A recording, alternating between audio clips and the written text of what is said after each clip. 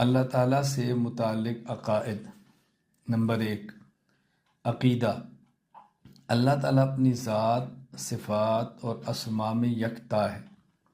एक है ये कहना कि अल्लाह ताला अपनी ज़ात, सिफ़ात, अस्मा में अकेला है, ये भी ठीक है, लेकिन हमने ताबीर इख्तियार की है कि अल्लाह ताला अपनी ज़ात, सिफ़ात और अस्मा में यकता है।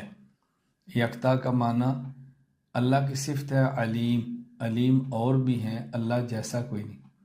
समी, सुनने वाला, बंदा भी सुनता है मगर अल्लाह जैसा नहीं। अल्लाह अपनी सिफ़त समी और अलीम में यकता है, यानी बंदा करीब से सुनेगा, दूर से नहीं। अल्लाह ताला के करीब और दूर का फ़र्क नहीं है।